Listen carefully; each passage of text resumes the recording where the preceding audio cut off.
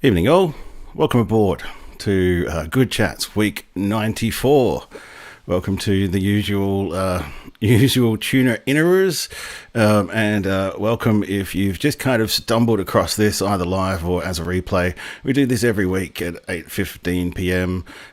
Or what would it be, 8:45 in New South Wales, or probably 9:45 way over there in WA, and in Queensland where it's still 1982. We haven't heard from Tasmania yet, not sure they've got the internet down there at this point in time. But welcome aboard to everybody else who does. I think I remembered to turn the mic on this time, so that's a small win for week 94. And 11:45 a.m. It's your Monday morning, Wednesday morning morning show in the UK. Probably should have more ads for cleaning products somewhere along the line. 8:45. Yep. Welcome, Max. Thanks for joining us again. Welcome to Nico. Thanks for coming on board, mate. JK, I got some photos from JK to show later on. Steve Klink, as always, welcome aboard, mate. Reed, bro, how you going? Welcome aboard. We're off and running. What am I going to do tonight? Welcome aboard to everybody. Let us know what you have been up to. There's plenty of plans afoot, and I'm sure you all have got plenty of plans afoot as well. So love to hear them. Let us know what's happening. We're going to go through JK's pics that he sent me that he took down at Ivanhoe in Western New South Wales on the main line to Broken Hill. And I love pictures like these because they give us a really interesting insight that, just touring around the joint on Google Maps can't do. So hopefully there's a contemporary perspective there for y'all. Speaking about images and pics as well, I'm just going to ask the question now as well. I've decided on my next video target, as it were, aside from Coffs Harbour, which will be there in a couple of weeks' time.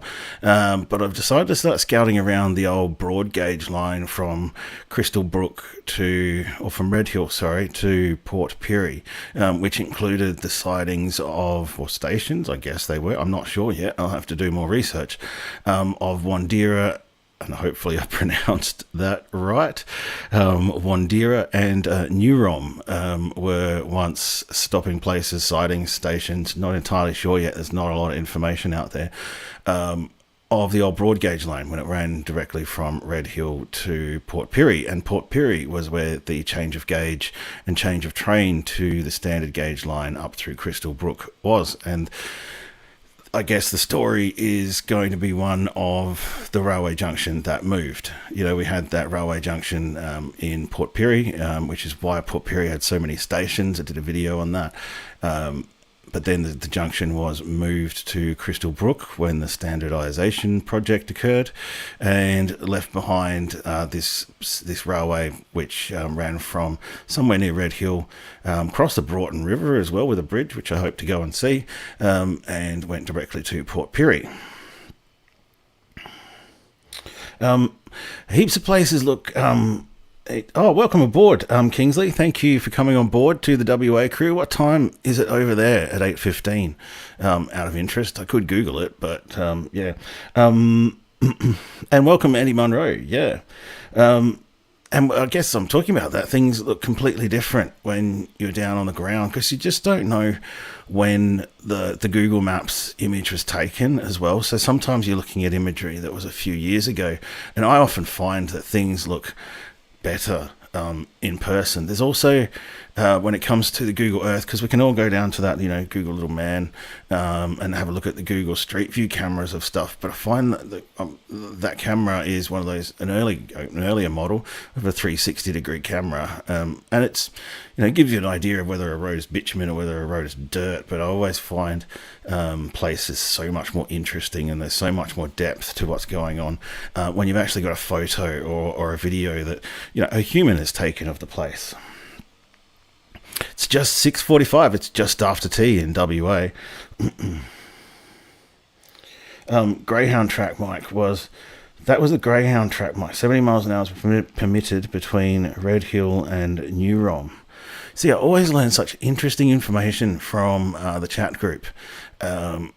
and I just figured I'd driven past it so many times over the last couple of years, and it's always been on the back burner. But I guess I've gotten so many videos out of my big list. If you remember the big list, right, I'm slowly chopping through it, and this was one of them that was on the big list quite early, but it didn't seem all that interesting, I guess, compared to the other ones, so I kind of left it.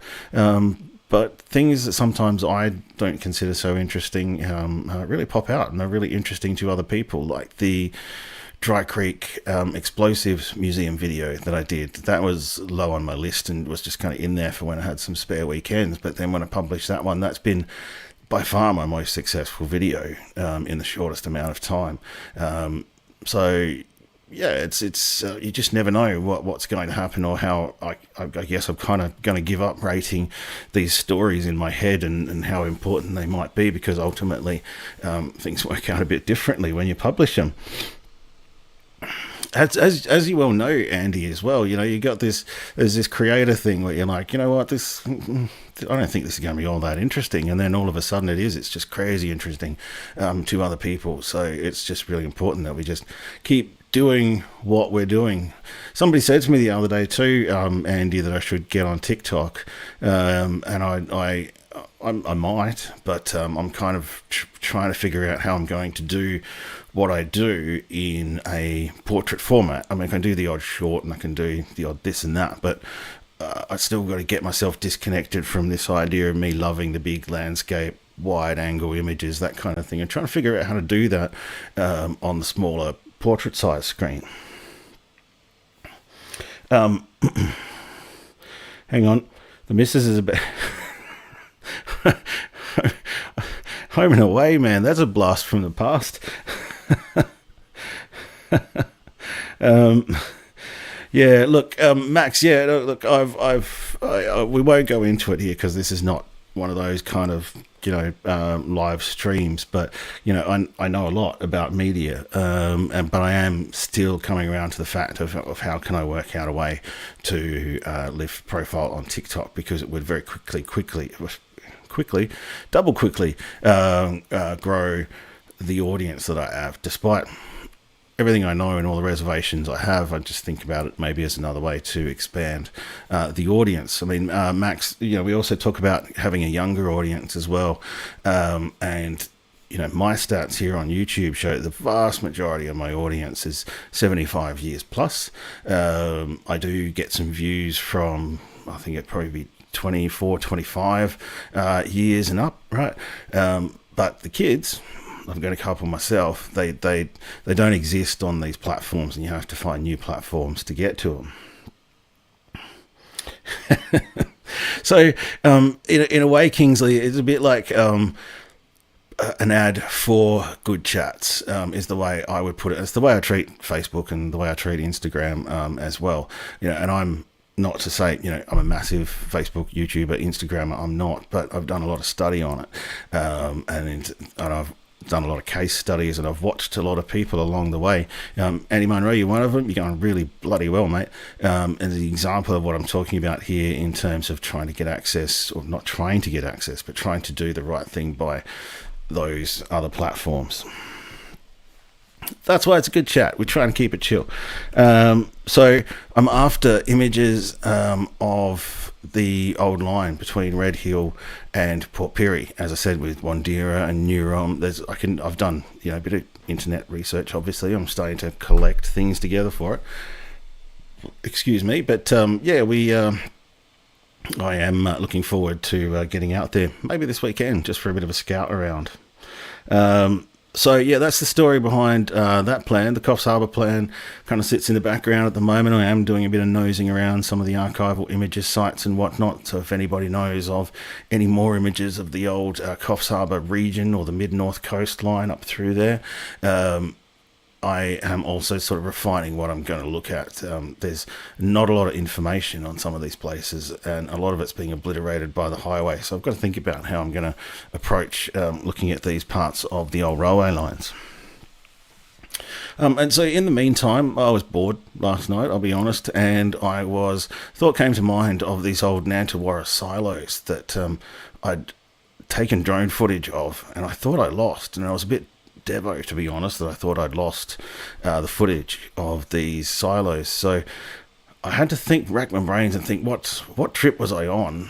What other video was I making when we stopped past? I stopped with Drift Oz Photography, who's also got an awesome channel. You'll see him commenting on the video as well. And it was on the Port Broughton to Mundora video that I did on the way home from that we stopped past and captured these silos before. I had heard rumours by that stage that all these silos were going to be knocked down, and they since have been. So yeah, it's I was spewing that I'd lost the images, I lost the imagery, but I found it again and I thought I'd publish it on there. The fact that now the video is published and I've now lost 2/3 of the video thanks to stuff-ups with transferring files to and from OneDrive. I hate OneDrive with a passion. I don't know if you do too. I don't know what file storage or cloud storage program you do, but I reckon OneDrive is responsible for deleting at least a good 10% of my files through just stuffing around with their file transfer. But at any rate, that's a little bit of a rant.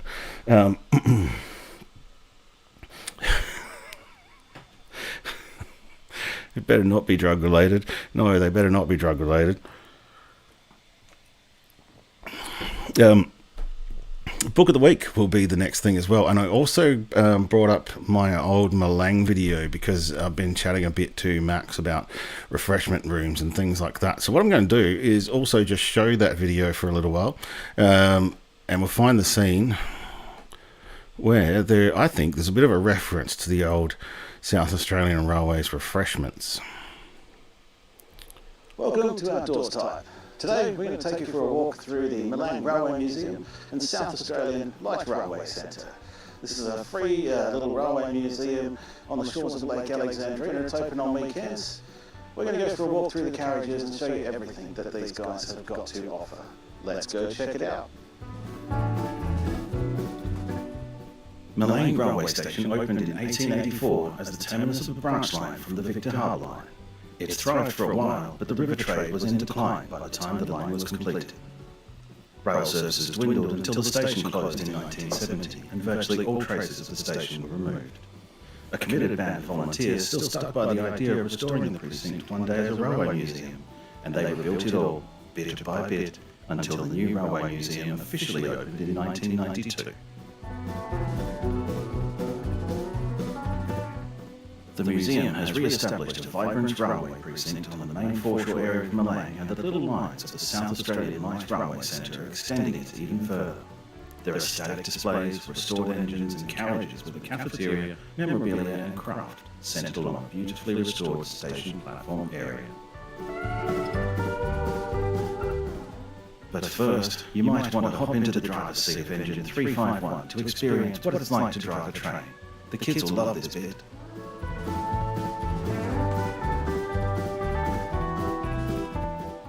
Step inside to explore the old station building. Once consigned to rot in a farm paddock. Sorry, Steve. Hopefully that fixed it. Dragged the old building back to its former location and restored it to the faithful reproduction it is today. Inside, you'll find displays and memorabilia in the old parcels room and station master's office, and you can head into the ticket office and check out a static model railway display among heaps of other interesting bits and pieces.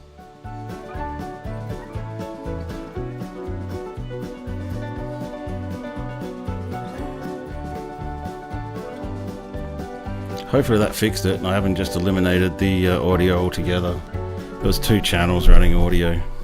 A restored former explosive van houses the story of the original railway and the museum.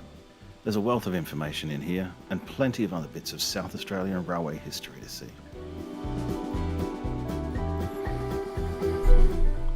Step inside the SAR Goods Guards van. It's an interesting step back to the railways of the late 20th century. Thanks, guys. You can get an impression of the life of a train guard back then, and it sure seems austere compared to what we expect these days.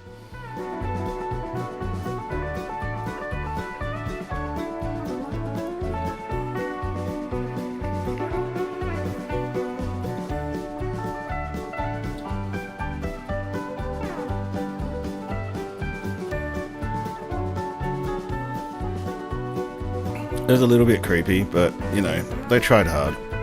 I appreciate the authenticity of it. The sheep in the cage, I mean.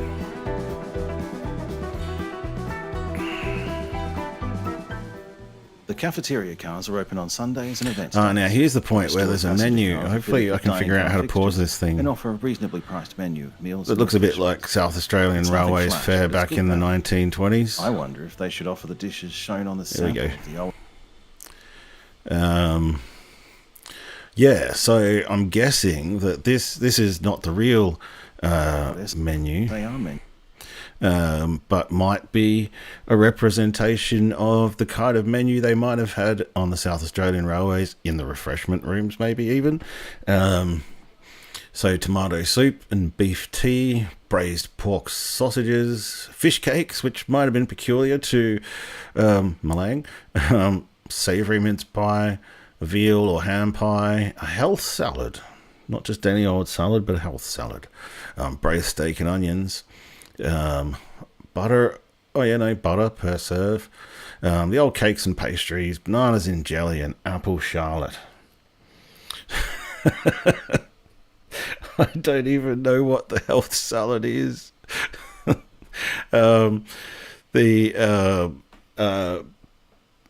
But Max might be able to tell us. I don't know. We're thinking about this project about the old refreshment Bookshops, rooms like the and little one here in a refreshment carriage, vans and what are was, always I worth guess, a look for available their in finds. catering back The then. craft shop occupies the entire length of the next carriage and holds a trove of local gifts and crafts.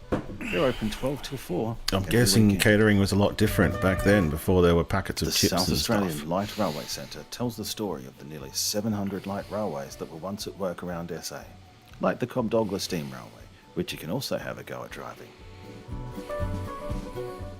Other restored light locomotives and rail equipment are maintained in running condition inside the shed alongside a push-button operated model railway. The walls offer detailed information on all the light railways around South Australia and the displays inside the shed. Alright, I'm going to finish this video up here because we were kind of just here just to have a look at the old menu, really.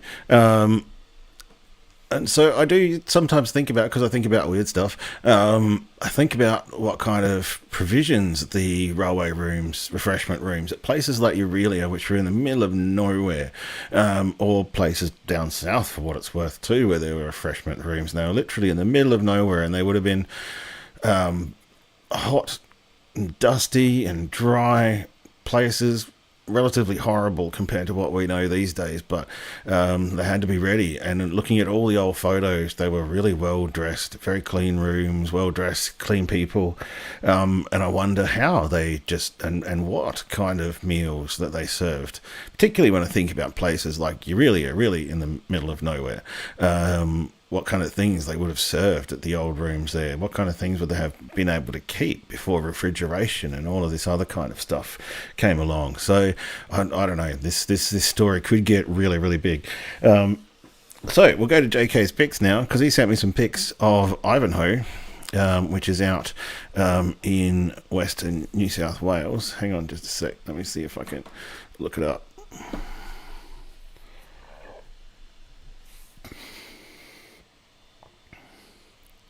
Yeah, you're right, JK. They probably were just freezing in winter, which wouldn't have been a problem for storing food, but storing, and I know about Coolgardie safes and all these other kind of ventilated forms of refrigeration that they had back in the day, and basically salt and sugar preserved everything.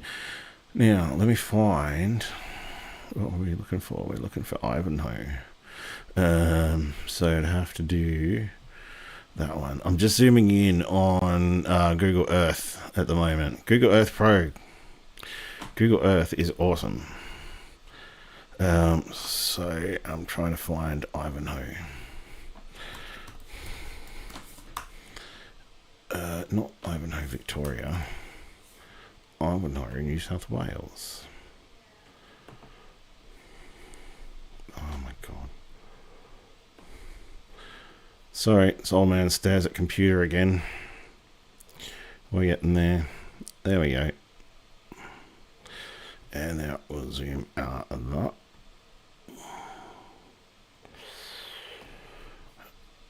Oh, share the screen I'm looking at. That might be a whole lot more interesting.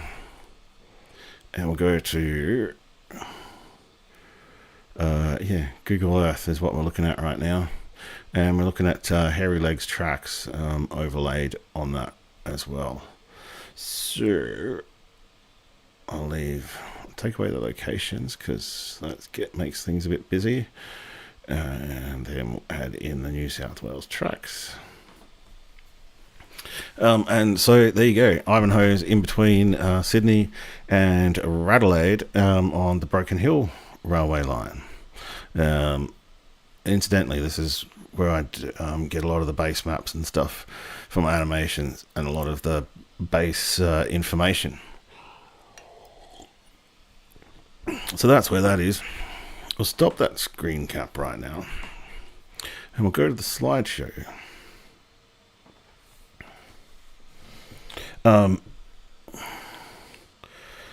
The railway oval shaped beef pies. Look, there's another interesting thing, Max, as well. There's these oval pies these days that I see around, and also as a bit of a cultural anthropology kind of thing with food, I'd be really interested to find out, because you do see oval pies around a bit. And I wonder where the origin of that name is. Is it footy oval, or is it something more?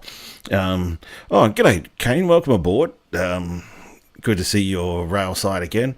Hopefully, the mandated ARTC 15 metres away from the outermost rail of the tracks, or at least standing behind the white line. Great to have you on board, mate. Kane released another video earlier this evening as well, so if y'all are not already across what's happening with Kane's trains, then go check it out.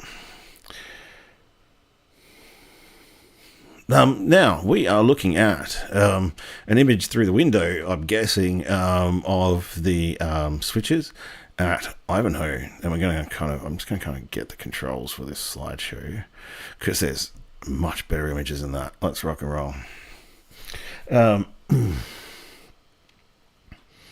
Yeah, right, okay. They sound like the SAR oval pies were the McDonald's of the day. Back before McDonald's was even a thing. So here we are at Ivanhoe Station. This is really interesting pictures, because this is still an active station, I guess, with the Broken Hill Explorer that would stop here.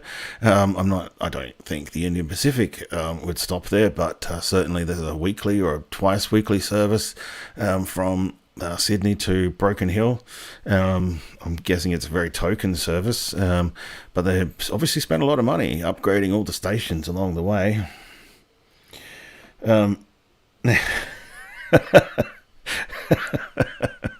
Good old Foster's Corner. That has created some great engagement and some great discussion around rail safety, to be quite honest with you. I'm really, really interested to see how the community is stepping up around all of this. So as far as I know, this definitely looks like an active station, and there's still a service to Broken Hill. Looking around the area of, I love this cool old metal stuff, these old little trammy things, and the ubiquitous crane, the goods crane. This one's obviously got still quite a bit of, it's got tackle still attached to it. It's got the steel cable and all that kind of stuff. You wouldn't see that these days, or just be able to walk up to it just like that, unless it was in the middle of nowhere, which Ivanhoe pretty much is.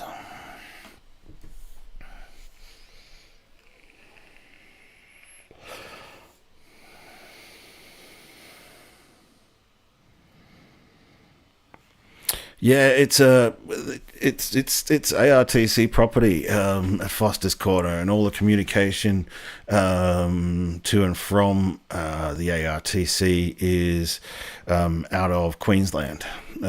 So yeah, ARTC obviously has local reps, but we're dealing with nationwide companies now. So yeah, you can sort of understand both sides, really, but that has huge implications for all the way along ARTC's lines, to be quite honest with you.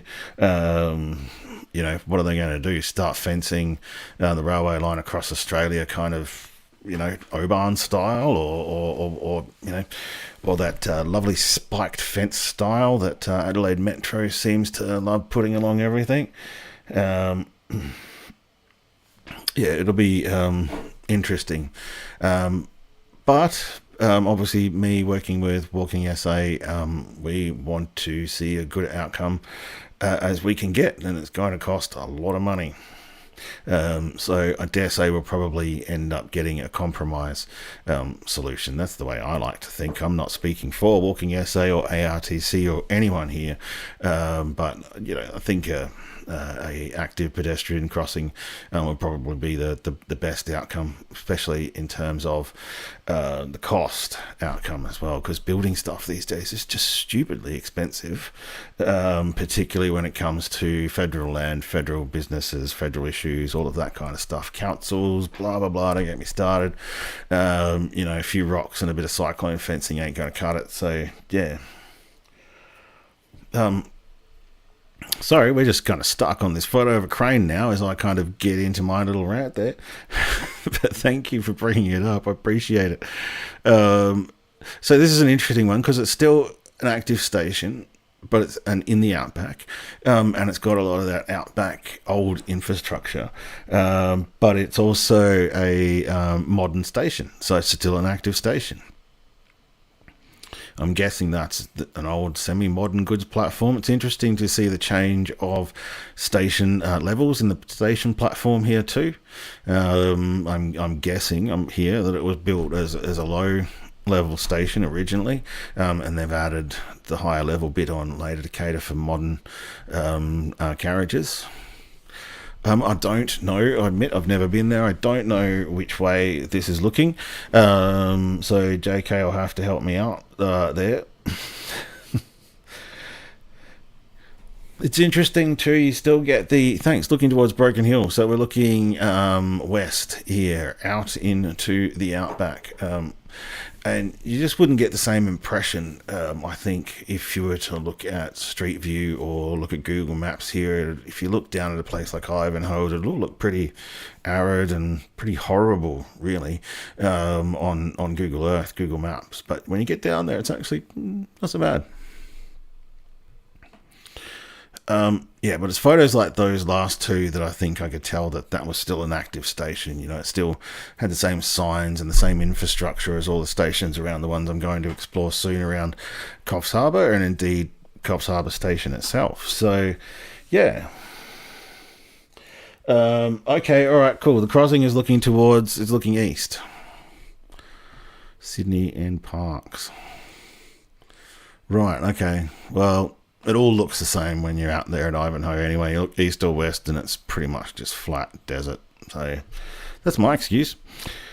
Okay, so again, I'm going to put the call out if anyone's got any images or pictures or can think of any little scraps of history, as Max has put too, the 520s screaming along the line there around New Rom. That's going to be excellent inspiration for when I go out there and start exploring. I've reached out to the NRM, but they're going to take... Look, the NRM is an awesome bunch of volunteers, and I'm going to need to probably take a month or two to get some images from them, but that's okay. I can still go out explore in the meantime. Keep an eye out for a on-location live stream on the weekend. Book of the week. Now I've got to choose book of the week. I don't know what book of the week is. Last week, it was a strip map of the journey between Adelaide and Port Douglas. I don't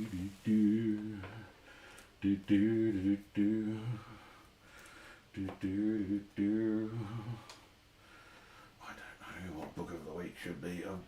It's been 94 weeks. It's been a lot of weeks. I don't have 94 books on here. Well, maybe I do have 94 books.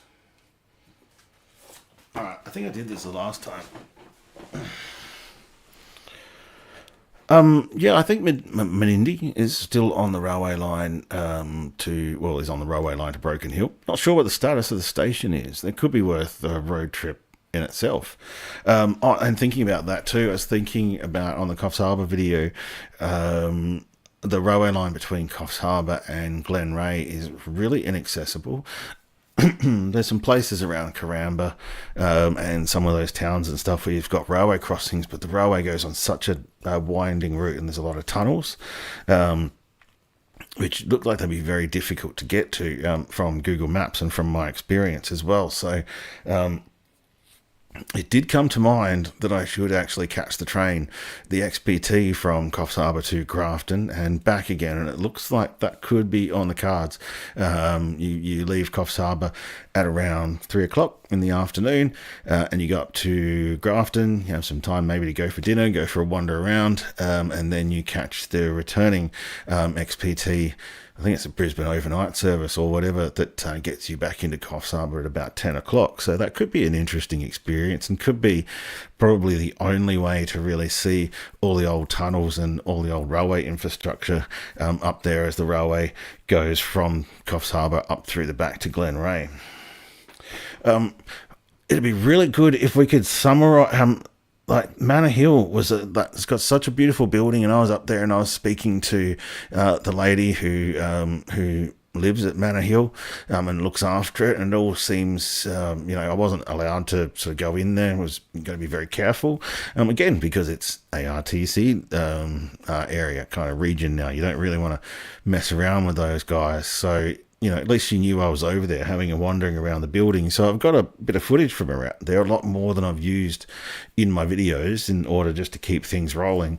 And so that's why I think this refreshment thing could be so interesting. Anyway, I digress. Oh, look at that. I opened the book. And the first thing we came to was the big banana, which is appropriate because I'm probably going to be live streaming from Big Banana in about 4 weeks' time for week 98. So not quite week 100. O'Malley, if you're around, we were wondering what week 100, where would we be?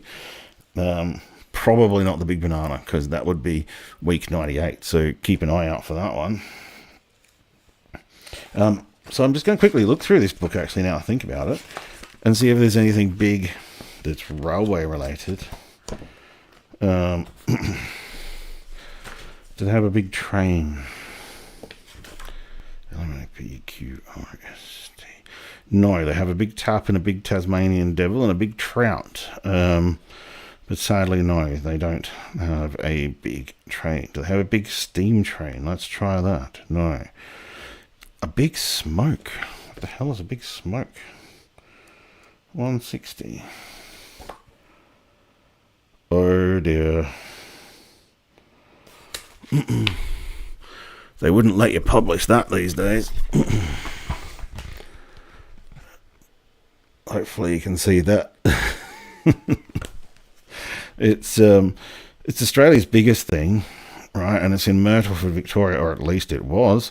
And the upside down big smoke is at the Tobacco Cooperative of Victoria in Myrtleford. The centre of the biggest tobacco growing region in Australia. It's the tallest big thing in Australia. There you go. I didn't know that the tallest big thing in Australia was a big cigarette. Anyway, that was Book of the Week. And now we are getting to 8:50 p.m. And I've kind of, that's about 35 minutes. So, I've kind of run out of stuff now. Another question I was going to ask was about the silos. Like I said, that was a bonus video about Nantawara and the silos there, and we've lost other silos in the last couple of years as well that have been knocked down. I know I got footage out at Yongala as the cranes were preparing to take that one down. I got footage out at Kaltawi just after those ones had been removed. So there's this whole program of silo removals going on, and if anyone knows of any others that are coming up that I could probably try and capture before they're removed, let me know. That would be great. All right. Now it is time for... I'm still in small screen mode. Sorry, but most people probably listen to the show than actually view the show and just kind of drop in back into the vision when something interesting happens, is the way I figure what goes on here. But yeah, SA bulk handling, all of those silos I think a great many of them are set to go over the next few years as well. So I'd like to be a part of capturing as many of those. Now I've finally cottoned on to what's going on, and we've lost probably half a dozen since this program started. I'd be interested in finding out more. So if you do know more, let me know. Now I have to go to the main screen, and then I have to do this. OBS is really hard to control, especially after a few bourbons. Oops. Okay. Well,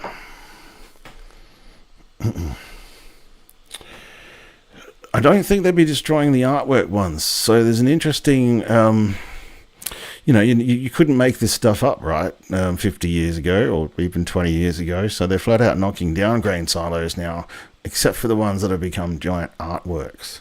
So that could be worth a story as well. Same as the refreshment rooms. I could probably approach it in the way I do and just find a different angle to things than what's already out there, rather than just a plain sort of what's the word for it, exposition of things. Just here it is, this is what it looks like. Kind of find an interesting story behind it. All right, well, I think we're going to wind it up about now. That's all, folks. Thanks, Max, for coming on board. I really appreciate it, mate. Nico, thank you for coming on board. Always great to see you. Steve Klink, always great to have you on board. And thanks for keeping an eye on the production as well, and letting me know when something is not quite right. Likewise, JK, erstwhile producer of the show. Ree, thank you for coming on board. Who else have we had on board tonight? Kingsley Purvis from WA. Thank you very much, sir. Thanks, Daryl, if you're out there, or Daryl watching the replay. I didn't mention the upcoming Australian National Archives exhibition at the State Library here in South Australia, starting this weekend. All about the transcontinental line and the tea and sugar train and all that kind of stuff. So I think I will actually make some time this weekend to also head into the State Library and check that out. Have a look at the Australian National Archives and all the socials for that kind of stuff. Andy Munro, real pleasure, TikTok star, and someone that I hope to learn a lot from. I do learn a lot from your videos and what you're doing there, man. Who else have we had on board? Oh no, I'm sure there's been plenty more on board. If you have been lurking, then feel free to drop into the chat, subscribe, or pipe up next time. We love to see everybody here, and I always learn more from the chat room, and I think the chat room always learns more from the chat room as well. That is a very interesting question, Nico, and that's what we're here for, really, is to ask the interesting questions about these railway and art-related things that I'm not sure anybody really asks. I'm going to take that one on notice and see if I can find out a bit more about it. I would love a list of refreshment room stations, Max. I'm a list kind of person. Does it even exist if you haven't listed it? So, thank you for coming on board, folks. This has been Good Chats for another Wednesday night at 8:15 p.m. I'll catch you next week, where we'll all be a week older and hopefully a little bit wiser. See you then.